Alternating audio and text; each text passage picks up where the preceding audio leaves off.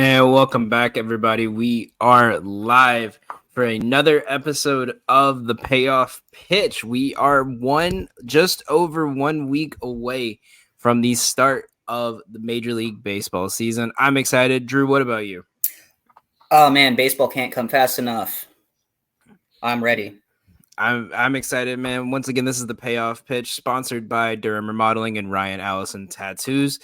Make sure you guys check them all out. If you guys haven't followed Ryan Allison Tattoo by now, go take a look at his stuff. That is some of the most amazing artwork I have probably ever seen. He posts like new sleeve tattoos he does like every day, and I honestly, I don't even want to know how much those things cost, because those are some of like the nicest tattoos I've probably ever seen in my life. Oh, dude, just take my money. Yeah, I know. That's the worst part about living in New York, because every time he posts something, I got to be like, damn, if I want a tattoo from him, I got to take like a 5-hour flight out to Iowa and get that done. But we're here. We are coming to a close on the spring training season. Everyone's finishing up their last couple games. They're sending their players down to the minor league rosters. We have the Korea series coming up in a couple of days. With spring training ending, who's impressed you so far this spring? Give me a couple of the guys that you think have made a statement this year. Well, as a position group, I think that the shortstops so far look pretty good. 3 of the top 5 in hits so far are shortstops. You got Blaze Alexander, Bo Bichette, and of course Mookie Betts has 15 and 10 runs scored. Then you've got Braden Shoemake with the White Sox. Has started out strong. He's got 6 stolen bases in limited action. You got O'Neal Cruz is tied for the league lead with 5 home runs, and he's got 10 runs scored. And then there's the guys that you and I talked about, previously. Not unexpected. You've got Spencer Strider with 22 strikeouts and a 0 ERA in 14 innings. You got Shota Imanaga with the Cubs, has 19 strikeouts. And then you've got Seiya Suzuki has really started strong also with the Cubs. In 10 games, he's batting .440. He's 11 for 25, and he's got 3 doubles and 3 home runs. So some really strong performers there. Yeah, I think we're definitely seeing an era of, and like obviously Mookie gets put in that category with shortstops, just because he was kind of just put there this year, but his defense has really gotten better as spring trainings went along at shortstop. I think that's helped him. I think he's due for a big season. O'Neal Cruz is always one I'm high on. My only problem with him is I just wish that the Pirates would move him to first base. I get it. He's got that big arm. You want to put him at, he's always played shortstop, but you have like 3 or 4 of your top prospects are middle infielders, and you have a 6'7" guy that's a lefty that you could easily just put at first base and fill in that gap that you desperately need a first baseman, because right now you have Rowdy Tellez. And obviously, I would rather take the man you saw in our intro, Ji-Hwan Bae, over O'Neal, or over Rowdy Tellez in that lineup. There is one name I'm actually surprised you didn't say, just because you called it earlier this year. He had a rough start, his last one, but Chris Sale has really impressed me with the way he's played. Now, obviously, a veteran coming in, it's not like this is his first spring training, not like he's coming off a bad season, but to come into, I feel like a lot of players, when they come into the Brave system, it's either you choke or you strive. And he really, like the first 2 starts, he looked like the Cy Young winner that he was. Like, he didn't look like, injury prone, end of his career kind of player. Oh, absolutely. I mean, I think there's a reason that people are so big on statistics, and people there's whole industries around just talking about baseball stats. When you look at a guy with a sample size, as big as his, the numbers on the back of his baseball card are going to hold up pretty often. I know he's been injured the last couple of years, but if he's healthy, he's one of the best pitchers in baseball. So I think we're seeing that, and I hope that continues. Yeah, absolutely. There's another pitcher in that Brave system. I'm really interested to see what they're going to do with him, mainly because of like just the position I think they're wanting to place him in. As I feel like it's more of for this year at least, it's more of a put pressure on a guy. But Reynaldo Lopez looked really good for them in spring training, and they've kind of talked about moving him as a hybrid pitcher to the second half of a double header, or Elder's not feeling good, or Strider has a blister on his finger, so we'll put Lopez in. But he's went 3-4 innings at a time. He had a 3-inning hitless game when against the Red Sox a couple days ago in spring training.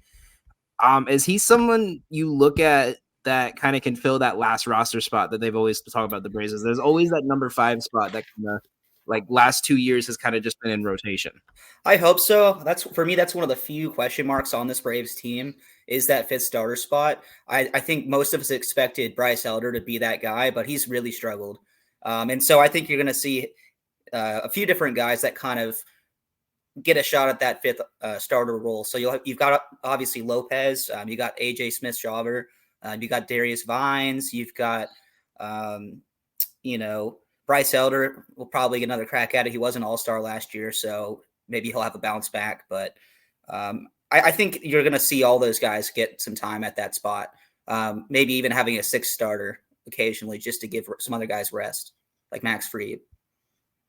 Yeah, and I think the thing that worries me with Elder, and I'll get more into him because he is on my list of impressed or disappoints, is just because it's the same thing across all of baseball. If you have a pitcher who is not a strikeout pitcher, he's not a junk ball pitcher, he's just I'm gonna make you hit a ground ball and get yourself out with my all-star level infield.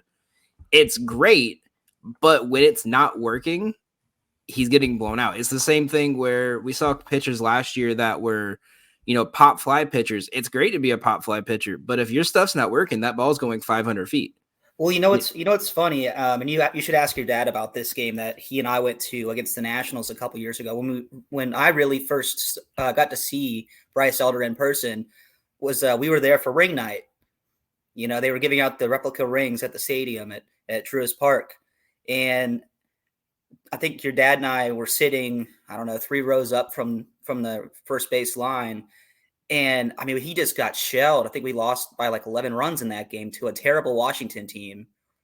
And, I remember thinking to myself, I don't know if this guy's going to make it in the big leagues. And he really proved me wrong last year until he just fell off a cliff. So I don't know. When it's not working, it's really bad. There's no middle ground. He's either getting ground balls and double plays or he's getting shelled. And I think the big thing with him is you get a pitcher like that who had an all-star year, was arguably, if Spencer Strider was not an Atlanta Brave, arguably Bryce Elder was the number 1 guy last year for them. And definitely, especially coming right after Strider in the rotation, give you a completely different look and how you had to approach it. But it's someone who it's hard to send them down, because what the upside is, but it's one of those where maybe a doubt, like a half a season, like from here to July, just putting him in the minor leagues and just saying, hey, we're going to bring you up, but we want you to work on this for the next 3 months could help him.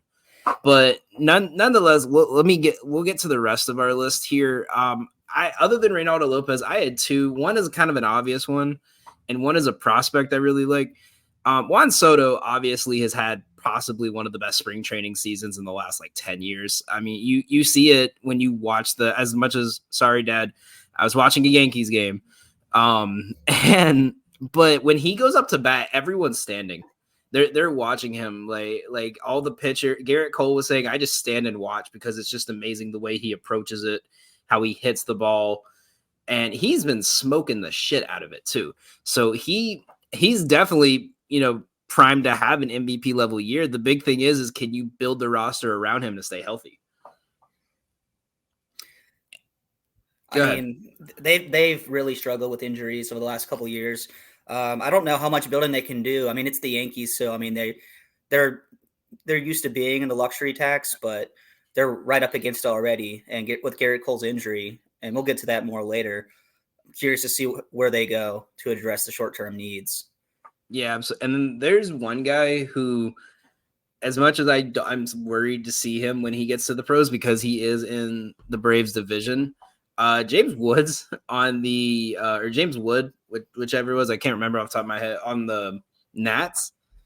looked really well. I mean, when you look at him, you have a guy who he's kind of projected to steal around, if he played a full 162 game season, about 30 bases, hit about 20 to 30 home runs. And he's a 6'7" center fielder. So he's got height, he's got length. And I mean, obviously, the downside is you're going to see a lot of strikeouts with a power hitting speed guy at that height because he has a huge strike zone. But he played really well in the games they gave him some time. He played really good in the breakout game the other day. I don't see him getting called up before July, but he obviously is primed to be, I don't want to say the next Juan Soto, but he's primed to be the centerpiece of that Nationals roster in the next year or two. Well, they're going to be really bad for a couple of years, but they've got a lot of prospects because they've been bad for the last couple of years. I mean, they traded the farm away for prospects and hit a hard reset after they won the championship. So yeah, and he was the prospect they got hit for Soto. He was the number one prospect in that trade that they really wanted. So they're really high on him. I could see him coming up this year. I think they might wait and give him another, because this was his first time being brought up on spring training. And it also just gives you another year where you don't have to, you can kind of build a little bit of a better roster so you don't waste a year on his contract.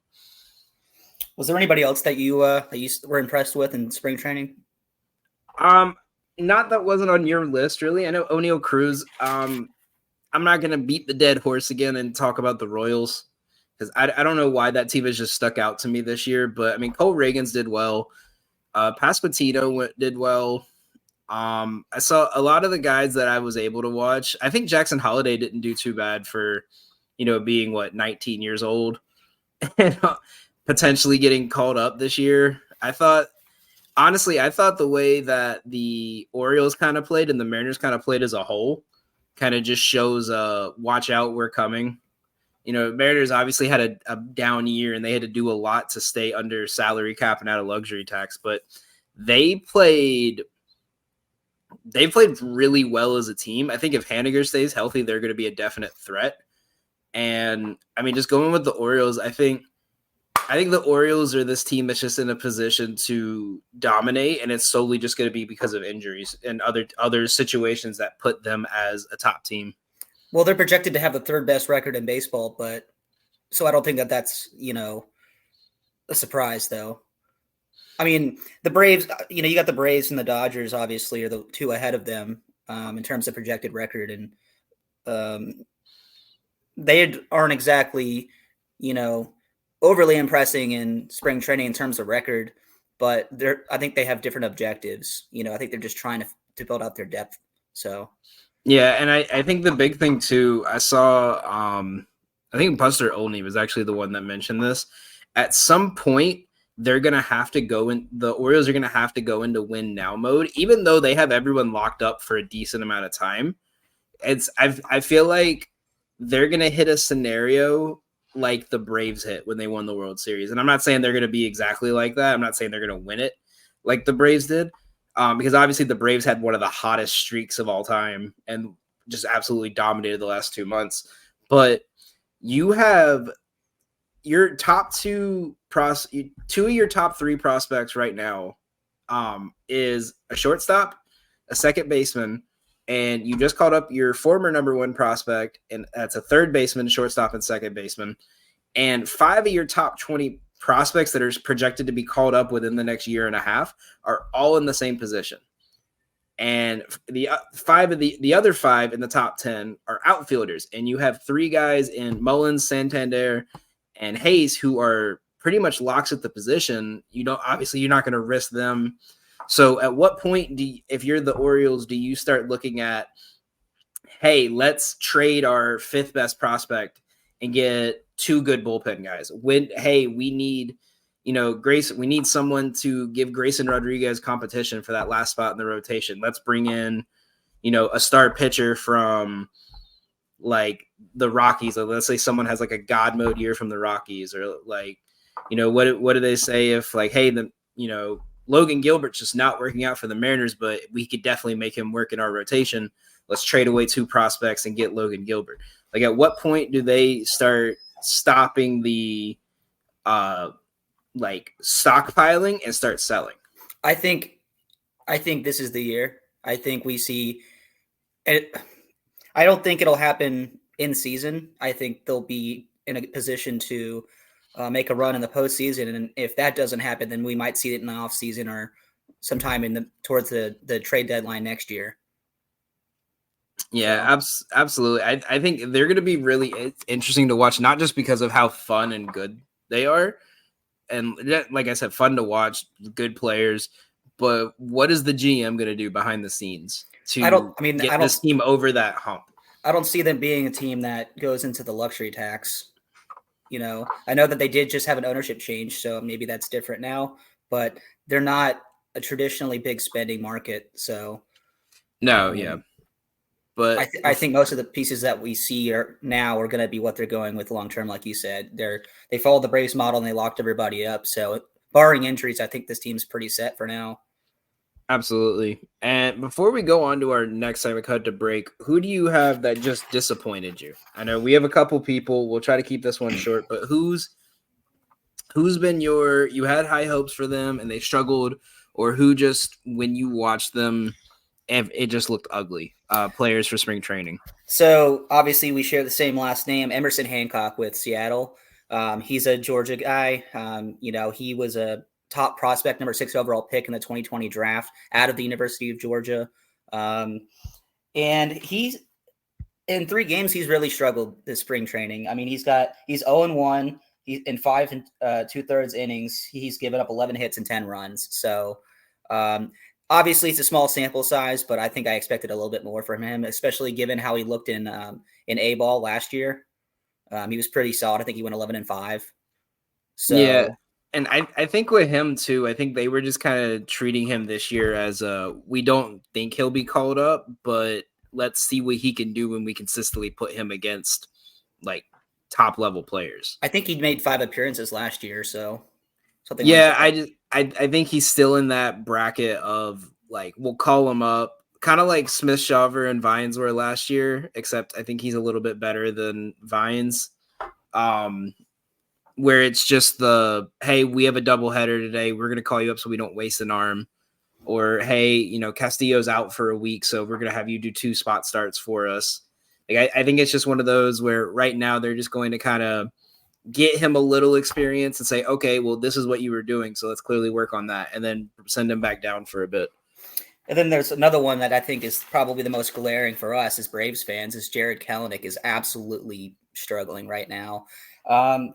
He plays, and it's not a small sample size this spring training either. He's compared to some of these other guys. I mean, he's played in 14 games. He's had 39 at bats, but he's batting 0.77. For context, he struck out 10 times in 39 at bats and has 3 hits. And then when you contrast that with the guys that he's battling with for that left field position, Forrest Wall is absolutely tearing the cover off the ball. He's hitting, I think, 433 or something like that. And he's got 6 home runs. And then you've got, or 3 home runs, excuse me.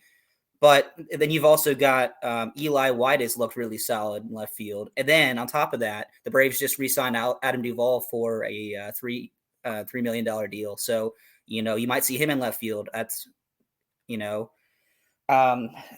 obviously it's early. He's got time, but I think he needs to really put some time in with the hitting coach because it's not where it needs to be. It's not what we expected when we traded for him. I know it was kind of I think I said on our last episode that, I expected to see Forrest and Eli platooning with Jarred, but the way things are going, Jarred may just get sent down.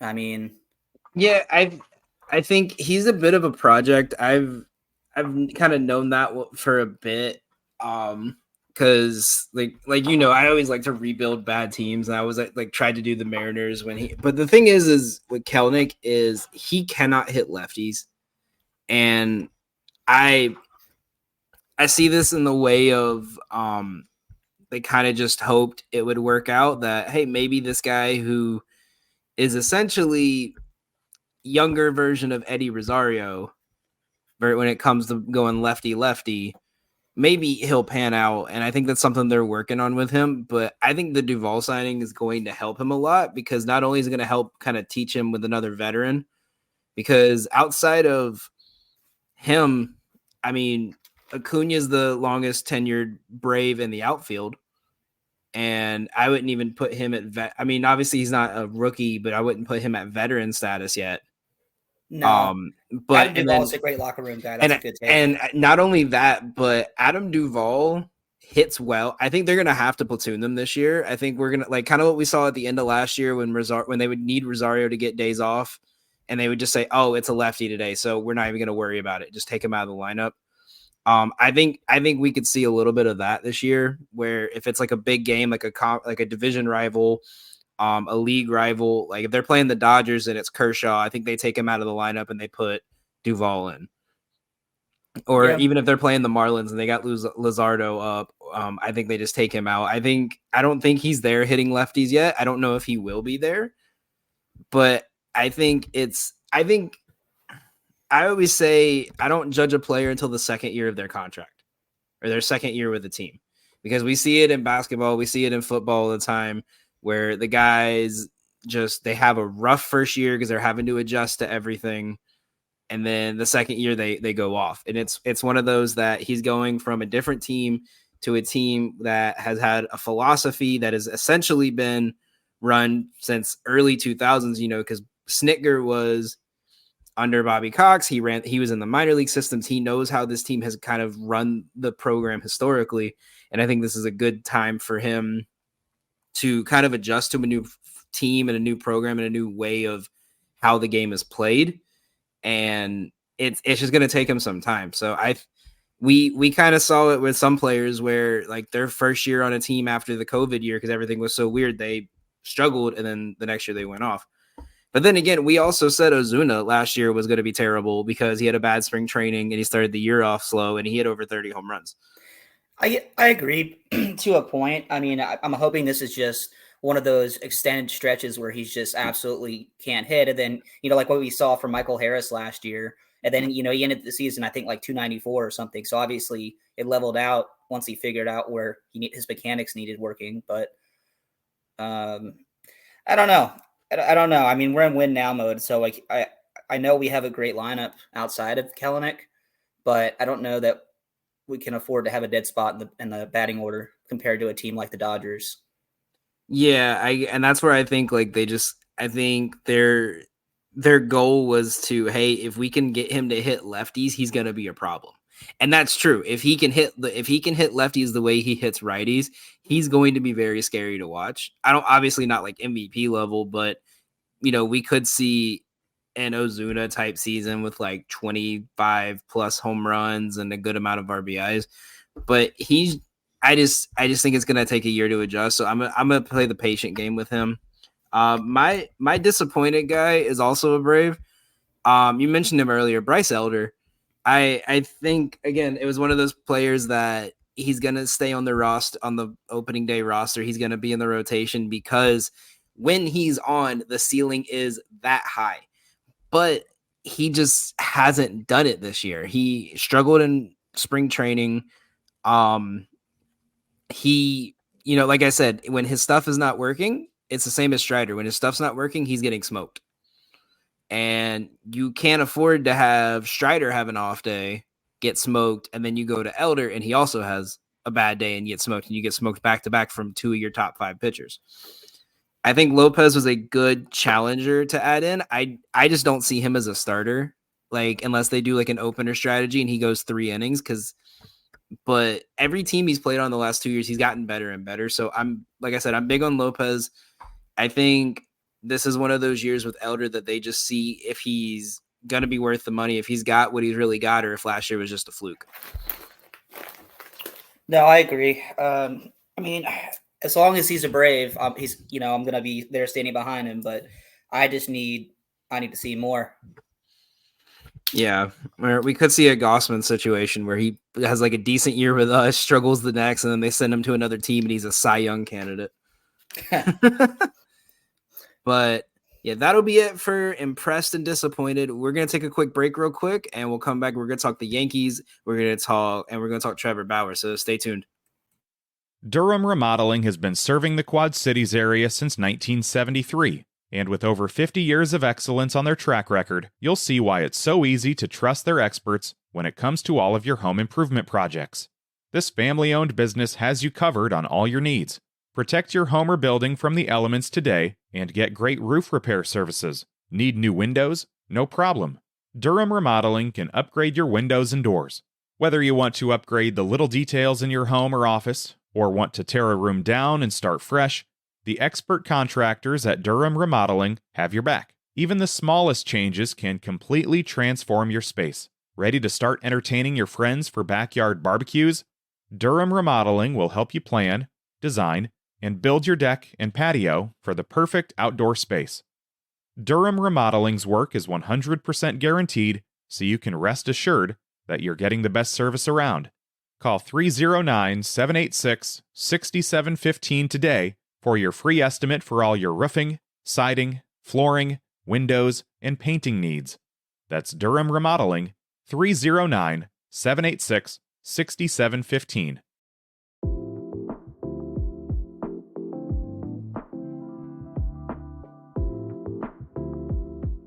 My name's Ryan Allison. I've spent over a decade immersed in the art of tattooing. Sharply honing my skills has materialized into a diverse and prestigious body of work. Each tattoo reflects my relentless pursuit of excellence, and every client I work with is a living embodiment of that unwavering commitment. I will gladly and wholeheartedly embrace your distinct vision.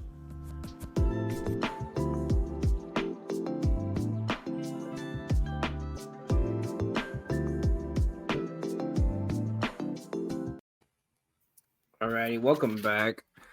So the big one that everyone's been kind of talking about, it's a cold world.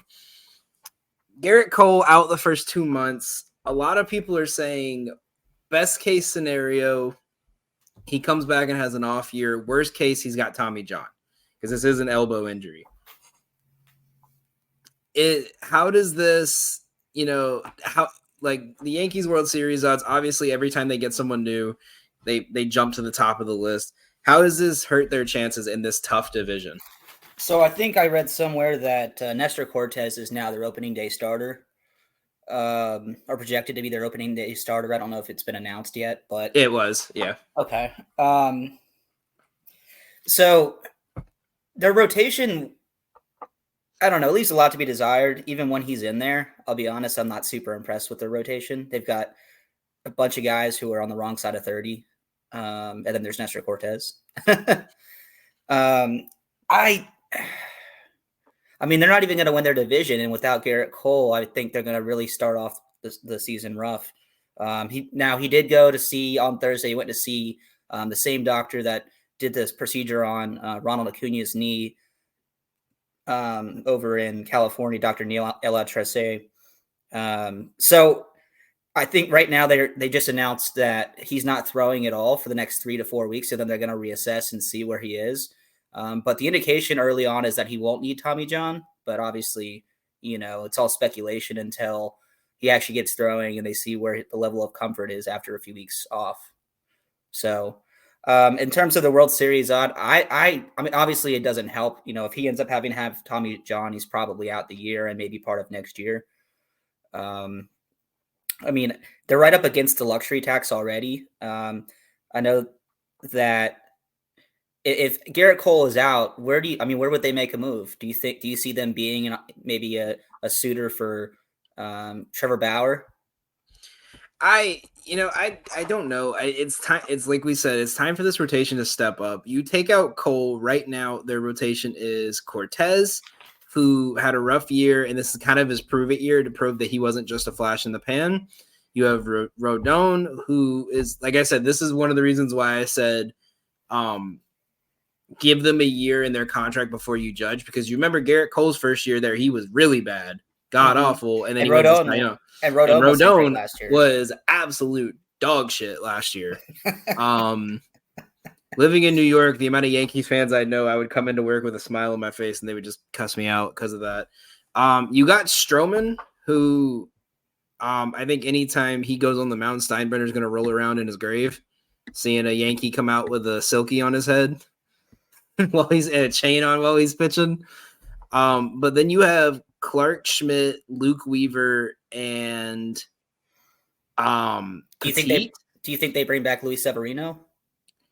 I don't think so, because they already lost Herman to the Pirates. So there's one, but I think they kind of do what they did last year when Rodon was out. They have 4 pitchers, and then they kind of just rotate like the 5th guy, except their guy that was the 5th guy they traded for Juan Soto, and Johnny Brito. But Luke Weaver isn't the best, but he's all right for your inner rotation. But that's the thing is, you're going against arguably one of the best divisions with hitters, because at least multiple times a year you have to face a Rosarena, you have to face Rutschman, Mullins, Mountcastle, Guerrero, Bechet, Devers. You could argue and say Jalen or Jaron Duran. Like you have hitters on hitters on hitters on hitters on hitters. This is not the division for you to be trying to figure out. The Braves got away with it because we had to play the Marlins and the Nationals 10 times a year. And we could say, all right, you know what? We'll throw Darius Vines out there. We'll throw someone to throw 3 innings, and then as soon as we pull him off the mound, we'll ship him right back to Gwinnett. Like that's. But at what point, and as I was kind of researching this for my notes, at what point do you start saying the Yankees are cursed? It's every year it seems some star player signs or has a record-breaking season and then gets hurt. Judge broke his foot or his toe after the year after he broke a home run record and did not play 90%, or like not 90, but like a good percentage of the year. Garrett Cole wins Cy Young. He's now out for 2 months. Peraza had a good spring training. He's now hurt, is going to miss up to 6 weeks. Rodon signed a big contract. He struggled. And as we said, Garrett Cole signed a big contract. He struggled. What point someone's always getting hurt, or someone that they have high hopes, and you could argue the pressure of like playing in New York, because let's be real, New York is like one of the worst places to play for baseball because they will shit on you constantly and often. You could have just helped an old lady out of a burning house fire, but the minute you give up a pitch down the middle and it's a home run, even though you're up 20-1, you're a bum and they hate your guts. At what point do you start saying that they might have a curse on them, like a luxury tax curse almost? Hold on. We can't skip over what you just said. Did you just make a Spider-Man reference? I did make a Spider-Man reference. Thank you. I mean, it's hard for me to call an organization cursed that has as many world championships as they do. I think it's 27, and it's not getting to 28. And I kind of get where you're coming from, and I do agree to somewhat. It might be somewhat of a self-fulfilling prophecy. I mean, there's a lot of pressure playing in that huge media market. It's maybe the same thing that happens to the Knicks players, and I'm probably going to get crapped on for that. But, I think at least the way that I've always perceived the Yankees is, at least, in the modern day Yankees, is because they're big spenders and they're always big spenders. What they'll do is they'll go out and get guys who have had established success, but a lot of times what ends up happening is they're already over the hill. And they aren't known for developing. They don't work in the same model as, say, the Braves, who go out and develop people. They go out and buy people who are already established, like your Garrett Coles and your Giancarlo Stantons of the world, right? Your Juan Sotos. And my thing with them is always just like, you're putting up, obviously Rodon's a different story. Garrett Cole's a different story because those guys were in their prime. I would say Rodon's still in his prime. He met, because I'm going to use that method of he just had a rough year. But at what point do teams start realize oh, the Yankees put up $50 million for this guy and no one else offered him anywhere near $5 million. You need $50 million to live in New York, so. Yeah, so we can get a nice 1-bedroom apartment in the Bronx. Yeah. But at what point do they start realizing hey, we just offered this guy $10 million more than the next team. There's a reason they're not offering him this money. Well, I think it's a couple of reasons. One, I think you're hinting at that maybe they're just overpaying people, which is probably true. But that other teams just can't match. So there is that part. There's only a handful of teams that can match the pockets the Yankees have. One of them is the Mets, but when people don't work out with the Mets, they'll go to the Yankees. Look at Stroman, for example. They didn't exactly welcome him there. I can't wait for that first game. Like, I hope he pitches the Subway Series, like in Citi Field. Oh, I hope he takes a huge crap on the Mets. I pray for that because I will buy the standing room tickets. I don't care how much they cost. I just want to hear like the boos, and then like if they get smoked, all the cheering, or if they play great, all the like the hate and the anger that comes out, because it always comes at me whenever I'm wearing my Braves gear there. So I'm gonna just go there and I'm just gonna enjoy it. But moving on from that, because we don't got as much time, I think. So Trevor Bauer is the big name. Obviously, there's now a lot of team. He's saying he's willing to play for league minimum.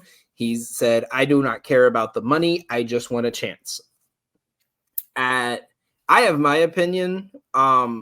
If you'll indulge me, let me go on first on this one.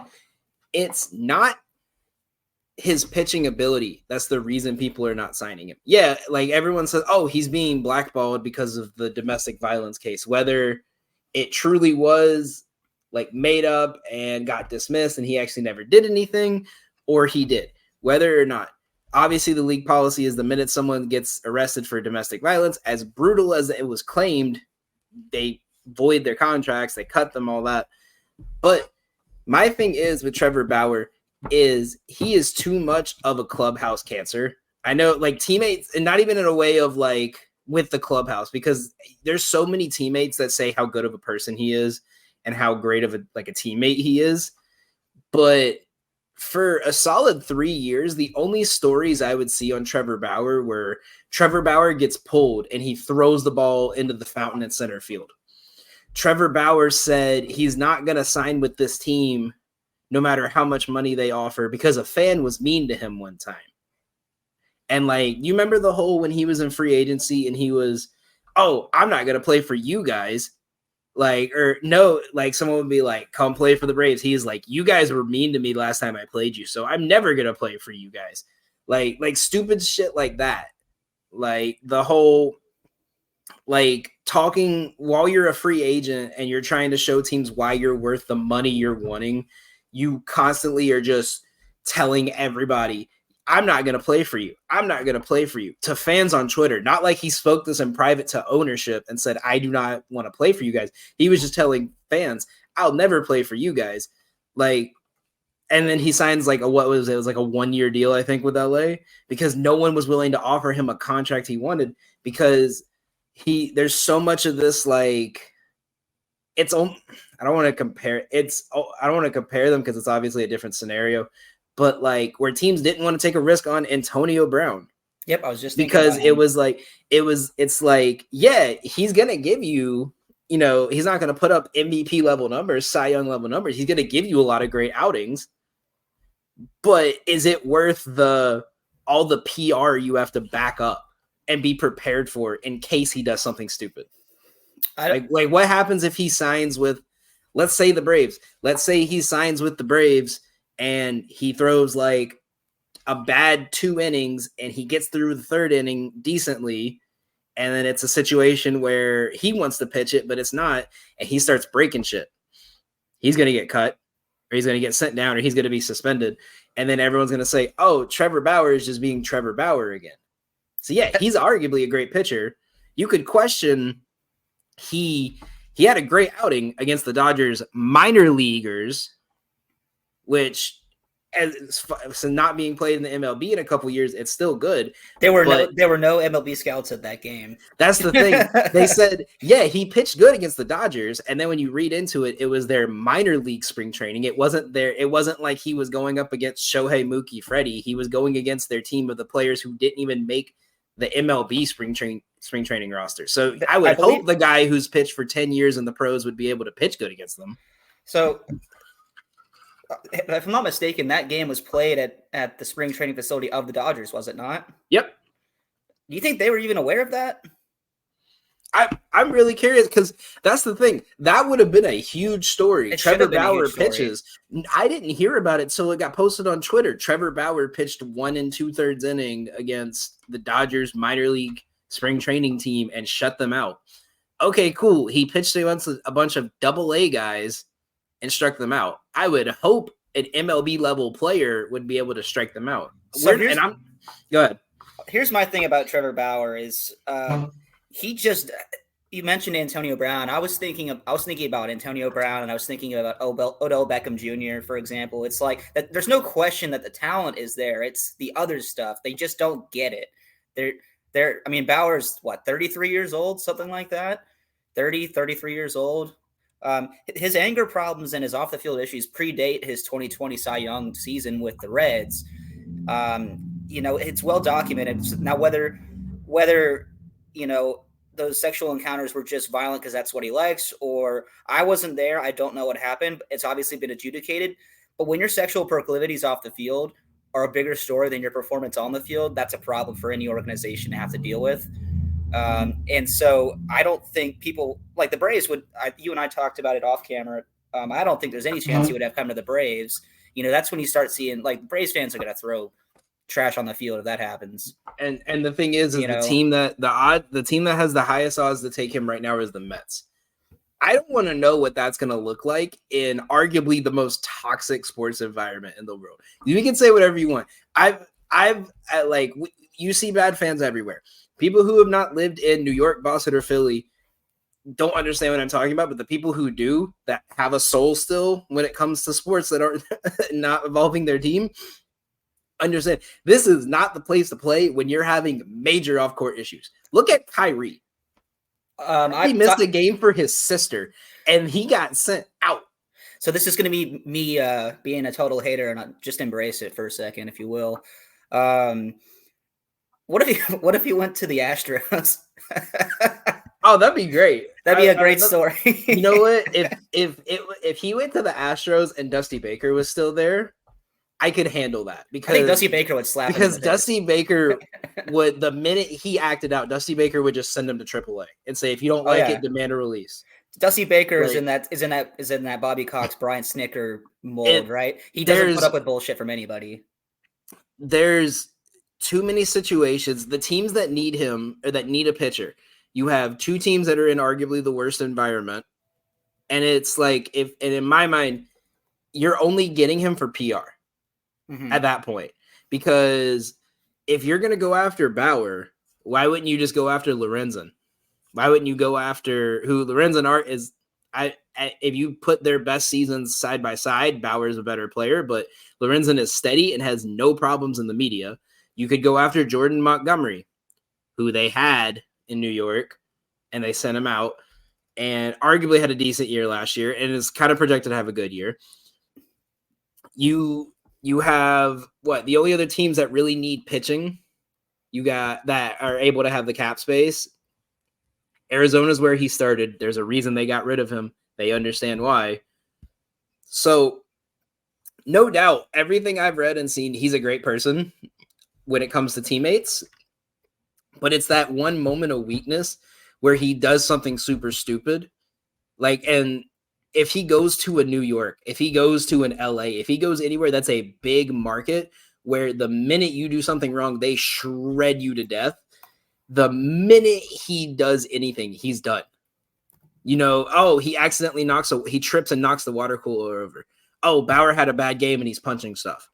He yells at a teammate because he was frustrated. Oh, Bauer barking at, it's going to all start coming out again. And it's like, as much as it's not his skill and a blackballing, it's his actions when he's had bad games, when he's had frustrating moments, where instead of just waiting till later, waiting till off camera, he does stuff middle of the game. Think about it. He threw a ball into Kauffman Stadium's fountain because he got pulled because he was getting smacked. And they traded him the next day because of it. And they took almost nothing for it because they just wanted to get him out of there. So here's the thing. I'm sorry, I don't mean to cut you off. Right now I'm actually... Because I've been rambling for 20 minutes. I just pulled up his statement that he made on January 4th of this year regarding the allegations and the next steps in his career. It's a long statement, so I'm not going to go too in depth here. But when I say he doesn't get it, He's saying, well, this was settled, blah, blah, blah, blah, blah. I won't have casual sexual relationships anymore. It's like, dude, that's not the issue here. The issue here is that this is an ongoing pattern of behavior. And it's not even about the allegation. And he said, and he literally said, I made a lot of people, this is a direct quote. It said, I also made a lot of people in the media mad, end quote. I was very immature with how I handled things when people would write things about me I didn't agree with. I should have just had a private adult conversation with someone. I was bullied a lot as a kid. I don't really want to get into that, but it's like, dude, it's just excuses. Just say, at this point, don't say anything. There's no point.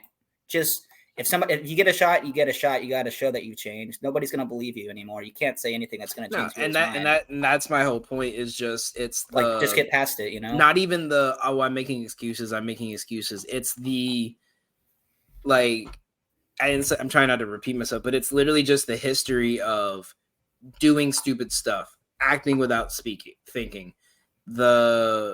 I know my parents are watching this not with a smirk on their face because they've been telling me this for 24 years. But it's the stupid little things. It's not he's not good in a clubhouse. Because at this point, he's not really a clubhouse cancer. He's a management cancer. Because everyone in the clubhouse could think you're the best dude in the world. But if you're doing so much stupid stuff that the GM, the social media team, the PR team have to work triples overtime to try to figure you almost have to assign somebody to babysit him. Exactly. You have to you have to hire somebody for that. If you have a player where you're like, okay, we know about this, the media doesn't, so we need to get prepared. You don't know what's going to happen with him. Because you could be like, okay, he's been calm, and then randomly he could just he got pulled, so he bashed Dave Roberts' car in. This is for me. This is in the same vein as parenting my kid, right? It's she's 4 years old, so she could be doing great, but then she gets bored, and all of a sudden you stop watching for a second, and she's drawing on the wall with a Sharpie. That's Trevor Bauer in a nutshell. I'm saving this so I could show this to Luna when she's 9 or 10. Yeah, she gets right to that edge of where she starts to dislike her parents, and I'm going to show her this video just to piss you off. Thank you. That's fine. That's fine. Before we move on, she can help me repaint that portion of the wall. It's fine. We'll get there. But I want to move on actually to Blake Snell a little bit. Let's hit the break real quick, and then we'll go over Blake Snell and last free agent predictions right after the break. Sounds good. Football season may be over, but for frequency's sake, still has you covered for all your sporting needs. Tune in every Sunday when the best professional wrestling podcast around, Cards Subject to Change, gets you caught up on everything inside the ropes. They won't miss a count with weekly analysis and interviews. More into auto racing? We've got a double dose for you on the track. Tune in to Fast Money with Rod Villagomez each week and win some money with the quickest bets in all of sports. Want more insight from Pit Row? Check out the Green, White, and Checkered podcast where they give their insight on everything happening on and off the track. Need your basketball fix? Points in the Paint has you covered with live shows every other week looking at everything in the association. Backed by popular demand, we have the return of The Payoff Pitch, FFSQC's baseball show, covering you on news around the MLB. If you're missing football, don't fret. Mark and Dan still have you covered in the football lounge. Missing Joe Winkle? Probably not, but he's still here talking sports on Educated Ignorance. Football season might be over, but we've still got you covered. For frequency's sake, you know what we mean. For frequency's sake is brought to you by Durham Remodeling, serving the Quad City area's remodeling and repair needs since 1973. Clint's Draft House, grab a bite and a pint. 7th Street Moline. Lopez, New York-style pizza served up by the slice or pie, Davenport. Lifted Energy, energy drinks, coffee, donuts, and more. #GetLifted. Atomic Sports Cards and Collectibles. Sports cards and memorabilia, vintage clothing, hats, pennants, and more. Ryan Allison Tattoo. Step into the vibrant world of tattoos with Ryan Allison. And A Cut Above, offering quality custom woodwork designed specifically around our customers. DJ, we're going to have to talk about that photo for the payoff pitch. Everyone got a nice logo, and we just got me glaring at Drew. That's a... Yeah, it's accurate. That was the funniest shit. We also got it, DJ, please put the Golden Ticket Show on there. I'm tired of doing it every day for nothing. No, I'm kidding. Yeah, make sure you guys check out all our other shows. We're getting a lot of great content out there every single day. Before we even get into the Blake Snell stuff, March Madness is upon us. We may be doing a bracket challenge. We're talking that over tonight. But we are getting a bunch of stuff done for March Madness. We're gonna have some. I have some Cinderella picks. I've done all my research this year. I have watched almost every game. I have literally done like hours and hours and hours and hours on research and got it down to the 3 teams I really like. 4, depending on if one team makes it or not. 4 Cinderella stories that I absolutely love. So make sure you guys tune in as we go over the content. But back to baseball. Blake Snell, Scott Boras has done it again, the son of a bitch, and ruined another baseball season by demanding a bunch of money. Where is Snell going, Drew? Oh man, Scott Boras is brilliant, but not if you're a front office. But he's brilliant for his clients. Everybody except Freddie Freeman, apparently. But anyway, so I think he's going to the Astros. They're the heavy favorite right now. So here's where the numbers are. According to an article I was reading about an hour ago, the latest update was that they were seeking a 2-year, $66 million deal with an opt-out after the 2024 season. So basically, they were just going to give all this money guaranteed to him, and he could choose whether or not he wanted to stay after this year. And so the Astros reportedly are concerned about getting into the luxury tax, and that would put them there. And so they're hoping that the price tag goes down, but they're up against it. Verlander's not going to be available for opening day. Urquidy is out, McCullers is out, and Luis Garcia is out. So they may not have a choice. They may just have to pay the piper just to stay in contention in that division. Nah, I think I don't want to see him there because then I'm kind of over the whole Astros cheating thing at this point because let's be real, they're fucking good. They are good. They're always good. They're a well-run organization. They're what the Dodgers always try to be. That's the best way I could put it. Like I feel like they're the team that's just like, hey, we got all the stars, but we can't put it together. I saw that too. I don't mind it. The 2 that I saw that I really like for him to go to, one of them just because I won't have to deal with him in the playoffs. So is the Angels. That would just be a money move, though. Yeah, if you'll excuse my dog's freaking out in the background here. The Angels offer that I saw was a couple of years, but it had an opt-out after every year. So with all the pitchers this year, he could potentially get a better deal next year, do like a prove-it year, like we saw like a lot of pitchers have done. So, you're looking at, have 1 year with the Angels, go through the woes of what the Angels are every single year, and then opt out, get a better deal next year. God damn. The other one is San Francisco. I think they're probably the favorites and I think they're the ones that are going to get him if the Astros don't. They're not playing around this year. Obviously, they tried their best to have like one of the best off seasons in MLB history last year. Because imagine if they had gotten Correa and Judge. I mean, obviously, but like gotten some kind of superstar. But I think they have what it takes this year to get him. I think they need another star pitcher because their offense is what their offense is what it's always going to be. But imagine that team when they have, if their first 3 guys in the rotation is Alex Cobb, Logan Webb, Blake Snell. That'd be disgusting. That is deadly. That is scary to see, and I really like it, and I really want to see it because it gives a little bit more interest to the NL West instead of just let's wait for the Dodgers to win 100 games so we could talk about how great they are. Could you imagine those pitching duels of Blake Snell versus Zach Gallen? Not even that. Blake Snell versus Yamamoto. Next year, if he signs more than 1 year, Blake Snell versus Ohtani.